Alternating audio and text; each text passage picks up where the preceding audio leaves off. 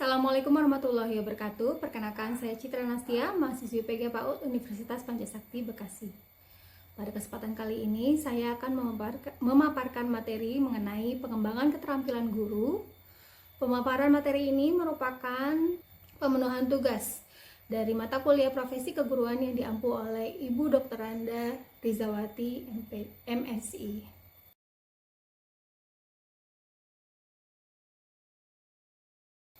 Guru merupakan tenaga profesional yang bertugas merencanakan, melaksanakan proses pembelajaran dan menilai hasil pembelajaran, serta melakukan pembimbingan, pengasuhan, perawatan, dan perlindungan para peserta didiknya. Pentingnya pengembangan keterampilan guru dalam konteks pendidikan. Pengembangan keterampilan guru memiliki peran yang sangat penting dalam pendidikan. Berikut adalah beberapa alasan mengapa pengembangan keterampilan guru dianggap sangat esensial. Yang pertama, meningkatkan kualitas pengajaran. Guru yang terus berkembang, keterampilan mereka dapat meningkatkan kualitas pengajaran mereka. Menguasai strategi pengajaran yang efektif dapat mempengaruhi cara belajar siswa secara positif. Selanjutnya adalah menyesuaikan diri dengan perubahan kurikulum. Dunia pendidikan terus berkembang dan kurikulum pun terus berubah.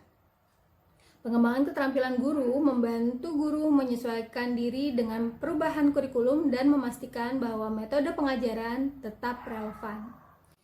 Yang ketiga, mendukung kebutuhan siswa yang beragam. Setiap siswa memiliki gaya belajarnya masing-masing.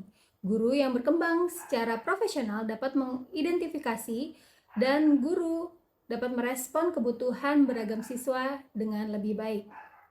Selanjutnya adalah peningkatan keterlibatan siswa. Guru yang memiliki keterampilan dalam merancang pembelajaran yang menarik dan relevan dapat meningkatkan keterlibatan siswa. Siswa lebih cenderung aktif dan antusias dalam pembelajaran jika guru mampu mempresentasikan materi dengan baik, meningkatkan efektivitas manajemen kelas.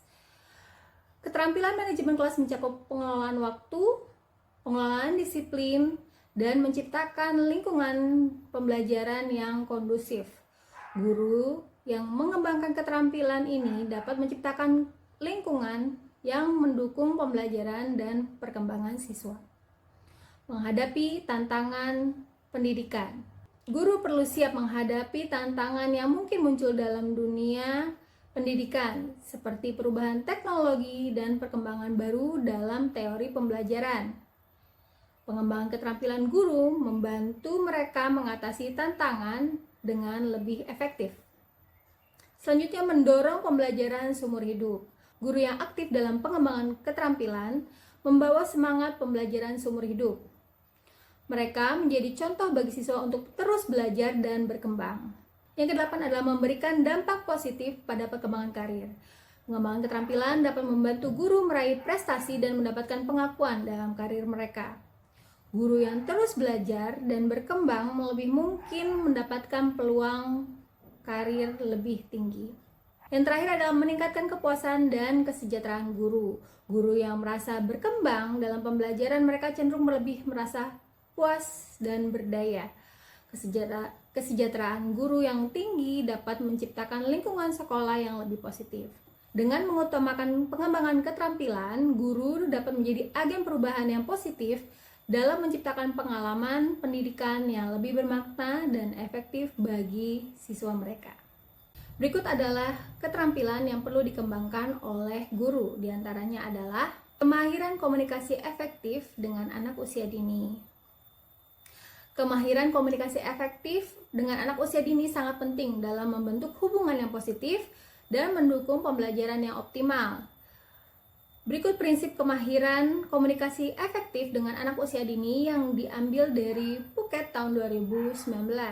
Di antaranya, bahasa yang sederhana dan mudah dipahami, menggunakan kata-kata yang sesuai dengan tingkat pemahaman anak usia dini, dan menghindari istilah atau frase yang terlalu kompleks.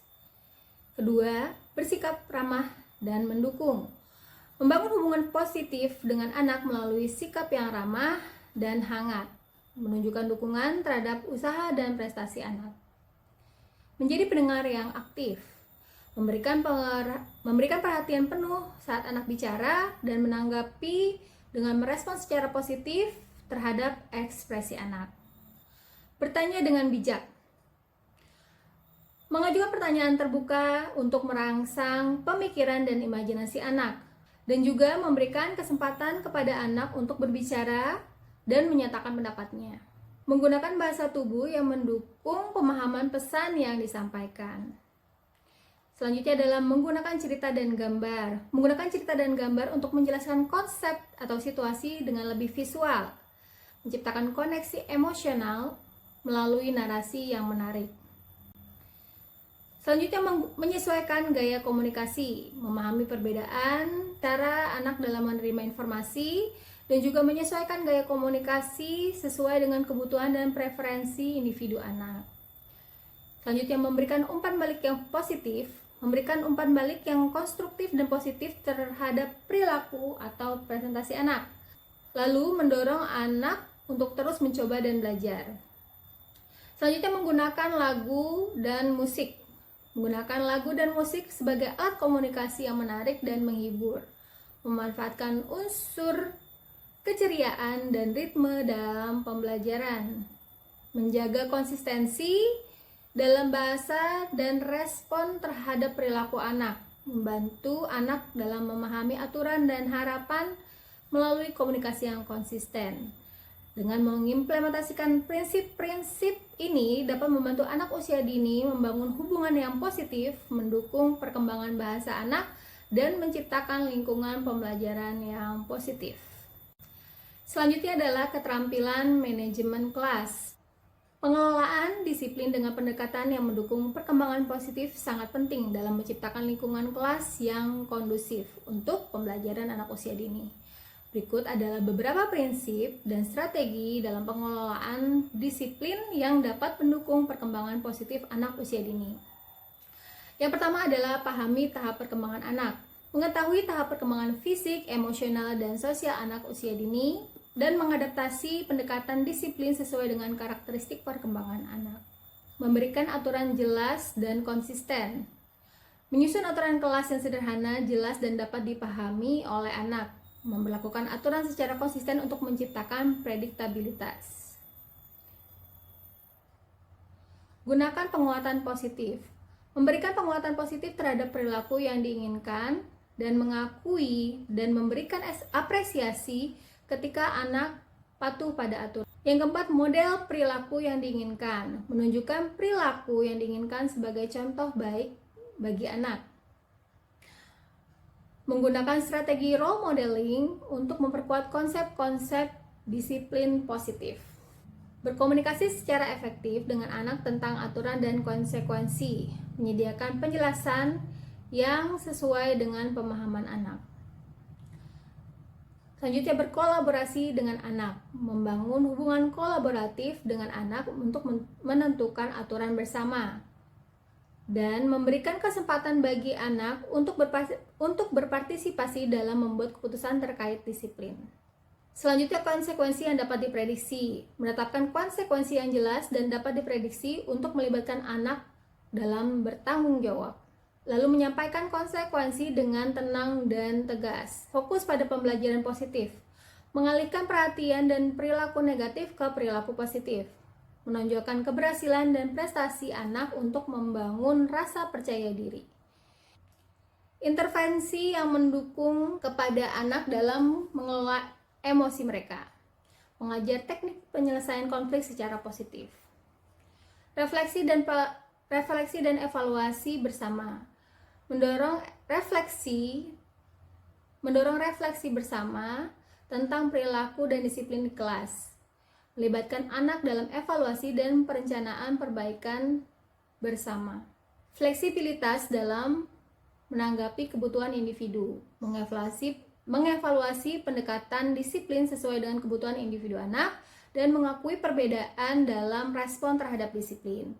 Dalam pengelolaan disiplin yang mendukung perkembangan positif tidak hanya membantu menciptakan lingkungan yang aman dan terstruktur, tetapi juga mendukung perkembangan karakter dan keterampilan sosial anak usia dini. Pendekatan yang berfokus pada penguatan positif dan pengembangan keterampilan sosial dapat memberikan dasar yang kuat untuk pertumbuhan dan pembelajaran anak. Pengembangan diri guru bukanlah tugas sekali-sekali saja, melainkan suatu proses berkelanjutan. Setiap keterampilan yang diidentifikasi berkaitan erat dengan praktik pengajaran sehari-hari dan berkontribusi pada peningkatan efektivitas guru. Sekian presentasi saya mengenai pengembangan keterlibatan guru. Semoga bermanfaat dan sampai jumpa di video lainnya. Assalamualaikum.